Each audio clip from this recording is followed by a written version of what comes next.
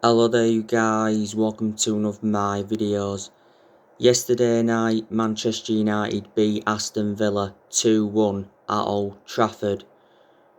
We are joint top with Liverpool. The title race is certainly on. We have extended our unbeaten run in the Premier League to 10 games.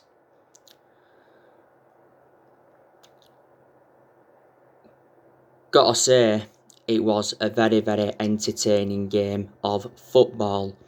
And it was an even contest. I thought there was a lot of good performers for us. I thought Marcus Rashford was very good for us. I thought he was our most creative player, got some very good runs in behind, and he did have some good chances. Marcus Rashford was unlucky not to get his name on the score sheet. He played a part in our first goal because he flicked it on. I thought Anthony Martial, he also enjoyed a very good game. He scored our first goal. Definitely Tyrone Mings was the culprit for our first goal because he missed the header completely. Anthony Martial had some chances in the game, so he could have had more than one goal.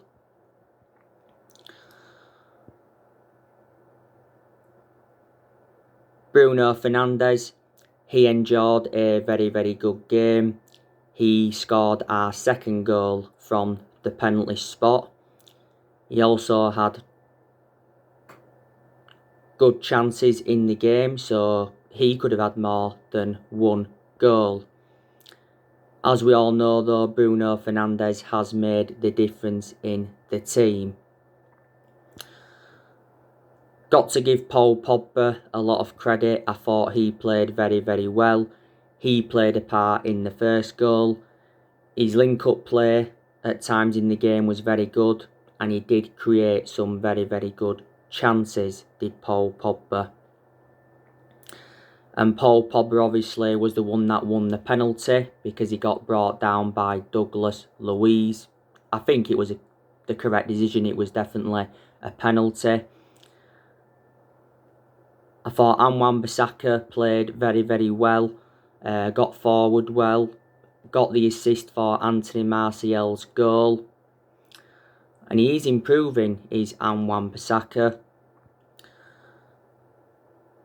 Eric Bailly, he did very well. He made a fantastic block right at the end, so he was the saviour, was Eric Bailly.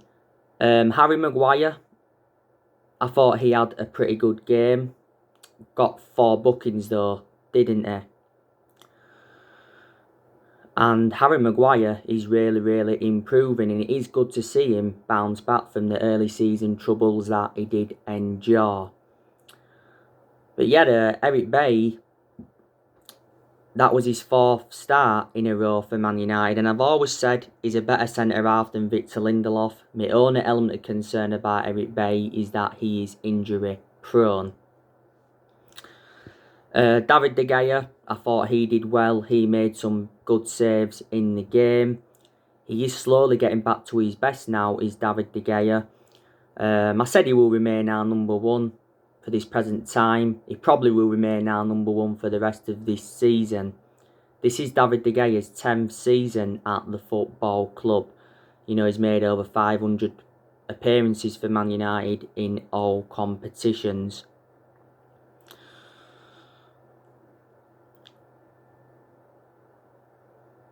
Fred, I thought he enjoyed a good game as well. I thought he kept the ball well, got forward well.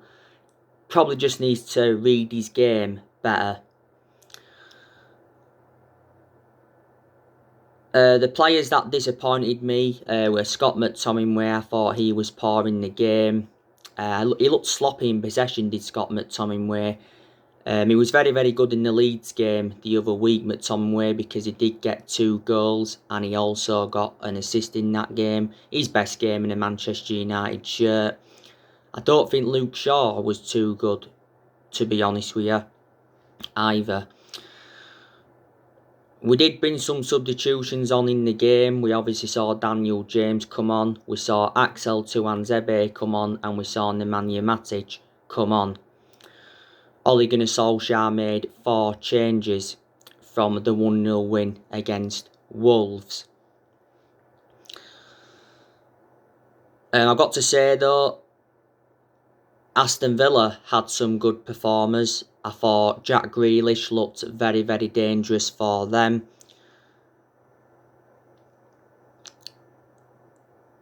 And he kept the ball well and he put some good crosses into the box and he got the assist for Bertrand Traore's equaliser. Again, I thought he was one of Villa's best players. Did well in that midfield. He had a very, very good chance in the first half. Tyrone Mings had a pretty good game for Villa, apart from, missing the head for Anthony Martial's first goal. Tyrone Mings did make some good interceptions in the game. He also squandered a chance. Matty Cash, he squandered a chance for Aston Villa. I think Davis also squandered a chance. Douglas Luiz had a pretty good game, apart from obviously giving away the penalty.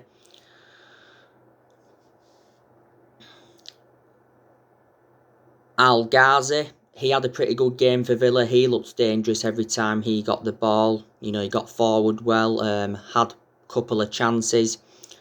Ollie Watkins was quite good. Weren't Villa's best player. He had that big chance and it produced a fantastic save from David De Gea. Martinez did well in Aston Villa's goal. He made some very, very good saves. But Villa certainly didn't make it easy for us. And I said to you, didn't I, it was going to be a tough game because Villa have been in a good vein of form recently. Prior to the game yesterday night, they were unbeaten in their last 5 games. But we've got a very good record against Aston Villa. Like I said to you on the preview, we haven't lost to them in the league since 2009. That's just over 11 years ago now. The game at Old Trafford last season was 2-2. Don't forget Jack Grealish scored that brilliant goal. But we did beat them at Villa Park 3-0. And Solskjaer said in his press conference prior to this game that he's aware that Villa have been a much better team this term, and he says they have been brilliant, and he says that Dean Smith has done a fantastic job. And Solskjaer did warn our players to be aware of Jack Grealish. But anyway, Solskjaer has given his perception on the 2-1 win against Villa yesterday night, and he says we are improving and we are getting better, but he still did say that we must improve to challenge for the title. And he was saying before the game that the change of mentality in our players has got us into the position that we are in. Solskjaer mentioned that Paul Pogba is getting better and better. He also mentioned that Martial is getting better and better.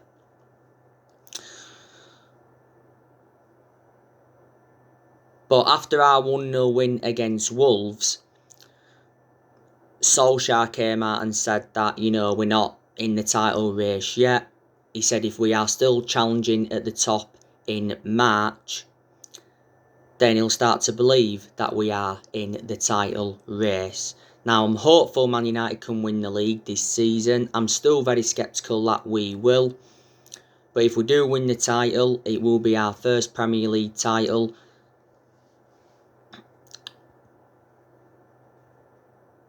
since 2013, and it will be our 21st title overall.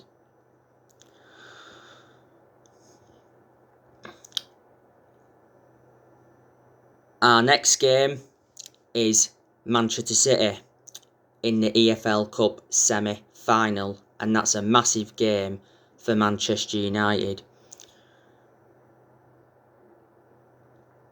Now, we played City in the EFL Cup semi-final last season. Obviously, we did go out 3-2 on aggregate because we lost the first game 3-1 at Old Trafford, but we won the second leg at the Etihad 1-0. But we did beat City 3 times out of the 4 times we played them last season, because we also beat them twice in the league. City are looking to win their 4th EFL Cup in a row, because they have won it for the last 3 seasons. City haven't been as consistent this season as we all expected, but they have still got one of the best managers in the world in Pep Guardiola. Pep Guardiola has been Manchester City manager now for a good 4 years or so, is it? Yeah, it's over 4 years now, because City appointed him in 2016. At City, he has won 2 Premier Leagues. He's won the EFL Cup a few times, and he's won the FA Cup, and he's won the Charity Shield. They won the domestic treble a few seasons ago, did City. So they replicated what we did back in 1999. Don't forget, City finished on 100 points a few seasons ago. They became the first team in the Premier League to do that. And earlier on this season, Pep Guardiola signed a 2-year contract with Man City. Before he was at City, he was at Barcelona. He won the Champions League with Barcelona. And before he was at Bayern Munich, he nearly won the Champions League with Bayern Munich, but he didn't. Guardiola's priority at Manchester City is to win the Champions League, because Manchester City have not won the Champions League as yet. Have they? Guardiola's spent over, £1 billion in his managerial career, but more than half of that has been spent at Manchester City. Obviously, City had Manuel Pellegrini. At one point, they won the title under him, and before they had Roberto Mancini, they won the title under him, and when they won the title under him, that was Man City's first title in 44 years.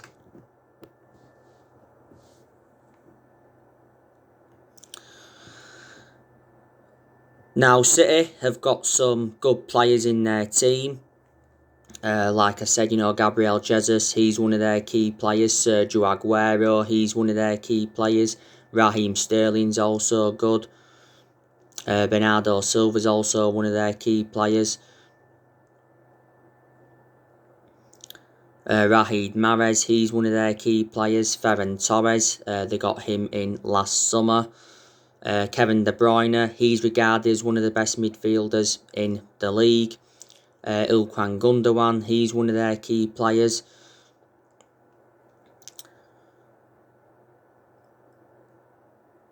City have obviously got Nathan Ake, they got him last summer. They've got Ruben Diaz.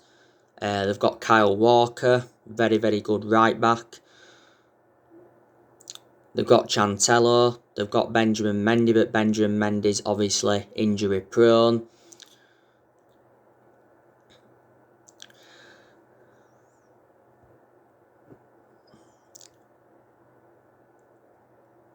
Edison's their goalkeeper.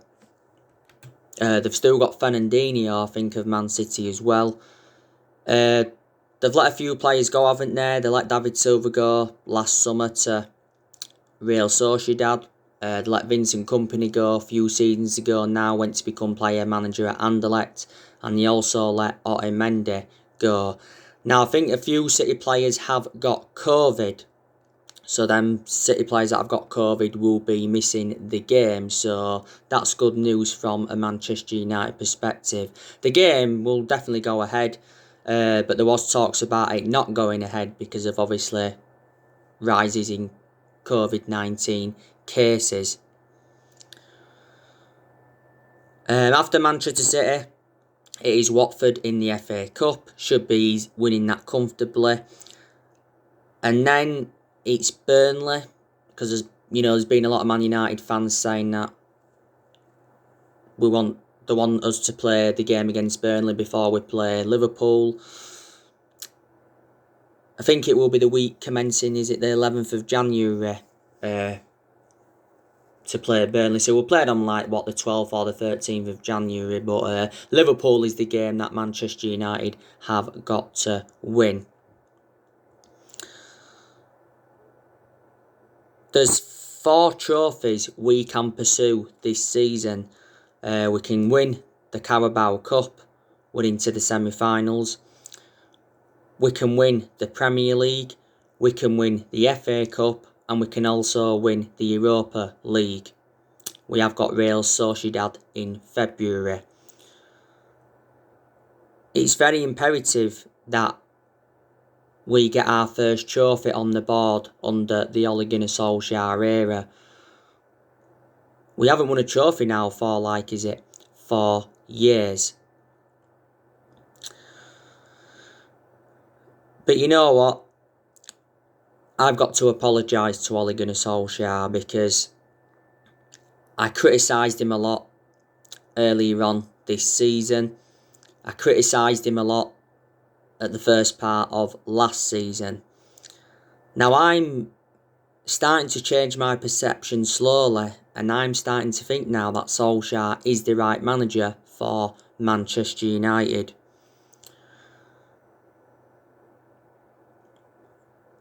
You know, his priority is leading the club to long-term success. And he does deserve a lot of credit, does Solskjaer. Look what he's done. He's got us joint top he's got us joint top of the Premier League table. You know, he's got us to the EFL Cup semi-final. Did well in his first full season last season, got us qualification for the Champions League, got us third in it, guided us to 3 semi-finals. We're enjoying a very good period under him now at the moment, unbeaten in our last 10 Premier League games. Went on a 19-game unbeaten run in all competitions last season. Was 14 unbeaten in the Premier League. He has made good signings since he became Man United manager. He's spent over £200 million. Now, in the summer of 2019, he recommended Daniel James and Wan-Bissaka and Harry Maguire in. You know, in January last year, he brought Bruno Fernandes in and Odion Ighalo in on loan. And in the summer transfer window last year, he brought Donny van de Beek in, Alex Telles, Edison Cavani, Facundo Pellistri and Amad Diallo Traore. We've also seen a lot of players leave the club since he got recommended in. So he does deserve a lot of credit. Solskjaer has been Manchester United manager now for just over 2 years. We appointed him in December 2018 and he's been permanent Man United manager since March 2019. Yeah, you can say we give him the job permanently. A bit too early, but we give him the job permanently, reflecting on what he did in that 3-month period when he was the interim manager.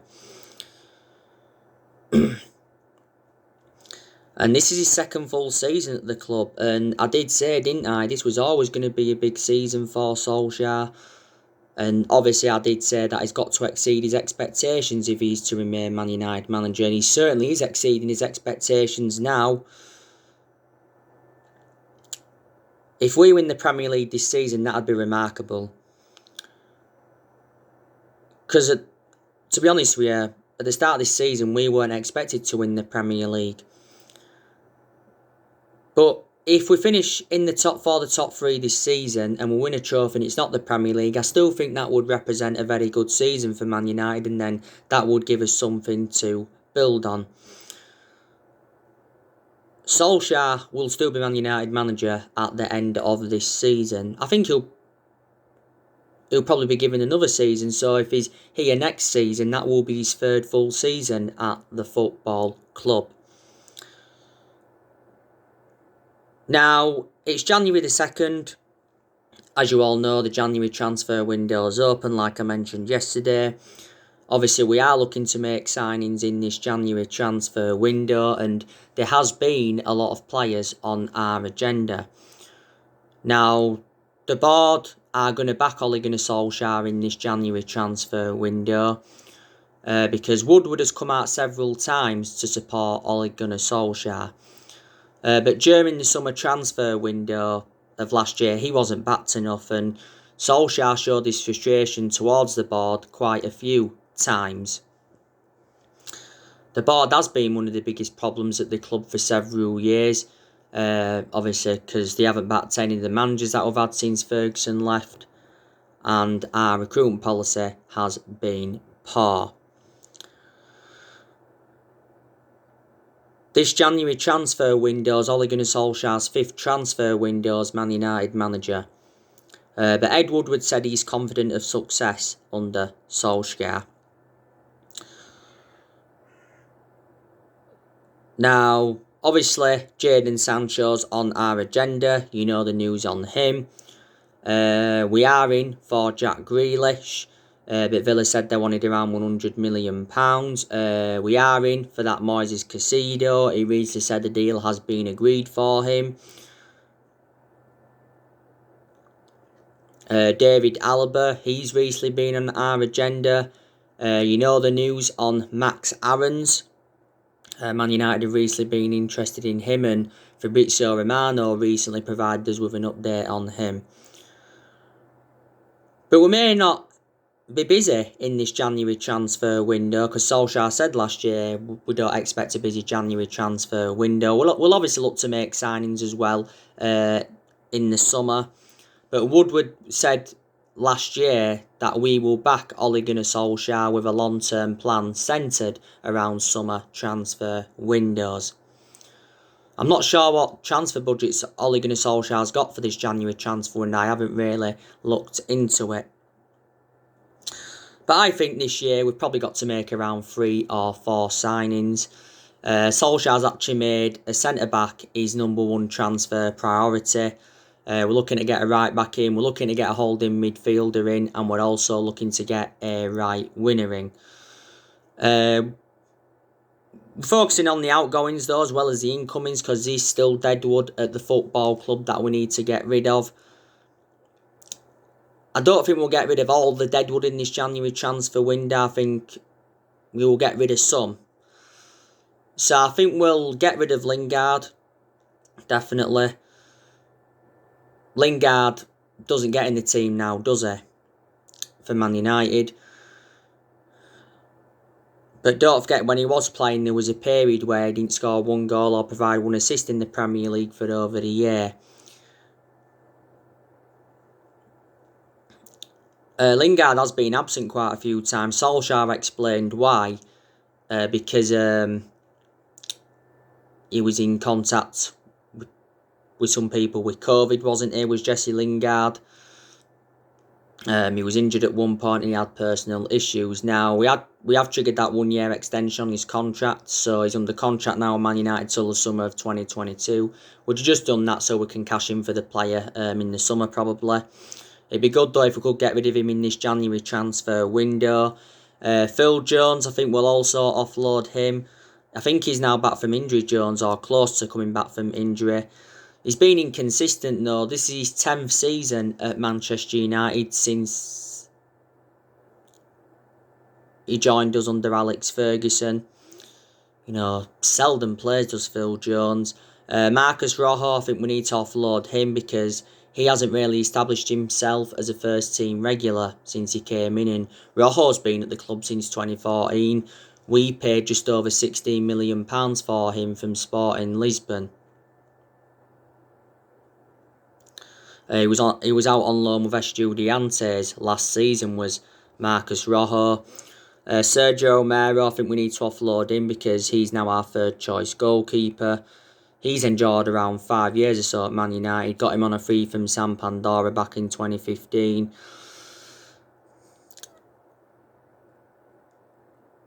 Paul Pogba. There's still a chance he'll leave Man United. If he does leave, he'll leave in the summer. I'm very, very sceptical he'll leave in this January transfer window. But Paul Pogba's been in a very, very good vein of form recently. He's done well since he's come back from that ankle injury, as you all know. did, like I said, did very, very well yesterday night against Aston Villa. Won the penalty, played a part in the first goal. Link-up play good. His link-up play at times were good as well.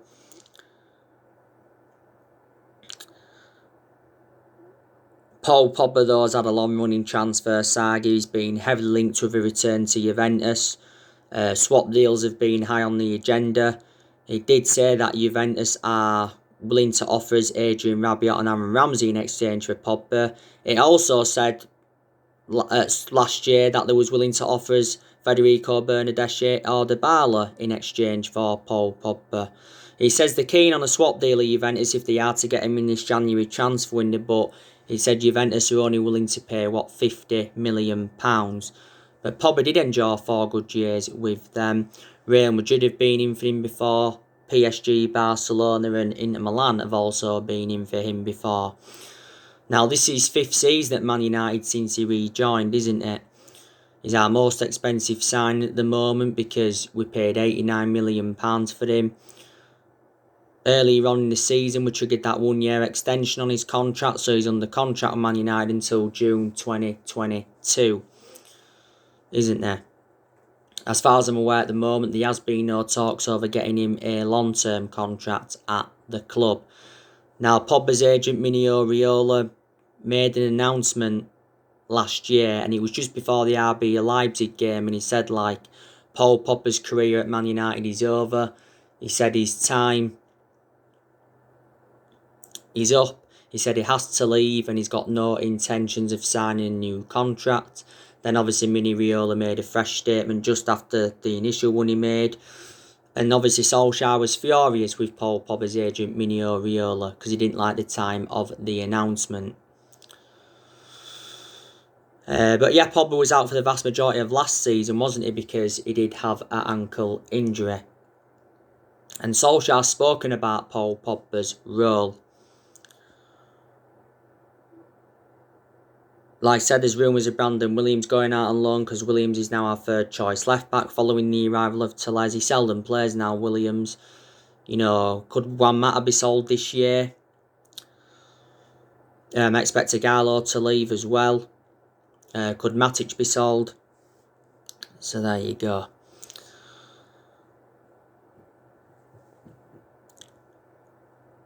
Donny van der Beek, could we loan him out? Because he's not getting enough chances at Manchester United. Yesterday night played no part again. He's made 10 appearances in the league. I think 8 of them have come from the substitutes bench. He's only started 2 games in the league this season, Donny van der Beek. He seems to be getting more chances in the cup games, doesn't he? But Corriere dello Sport, which is an Italian newspaper, they've recently said that Inter Milan are looking to get Donny van der Beek on loan in this January transfer window, and they are considering a swap involving Christian Eriksen, and Man United have been tentatively linked with Christian Eriksen. We got Donny van der Beek in a deal worth £40 million, paid £35 million up front with £5 million in add-ons. Van der Beek's got a contract with Man United till 2025, and he can play in 3 different roles. I think he's more effective in a deeper role. You know what I mean? You already know the news on Edison Cavani. He got banned for 3 games, and he got fined £100,000 for the racist comment that he put on social media last year. It was obviously in Spanish context. It said gracias negreto, something like that. So yeah, he served 1 game, so he's got 2 games now to serve. Cavani will be back for the Burnley game or the Liverpool game. But I said he's going to be missed because Cavani has enjoyed a fantastic start to his Manchester United career anyway. But yeah, like I say, we need to stick with Solskjaer now. He's our 4th permanent manager since the Sir Alex Ferguson era. We've sacked 3 managers since Ferguson left, and that was Moyes, Louis van Gaal and Jose Mourinho. And I said we haven't got the structure to keep sacking managers.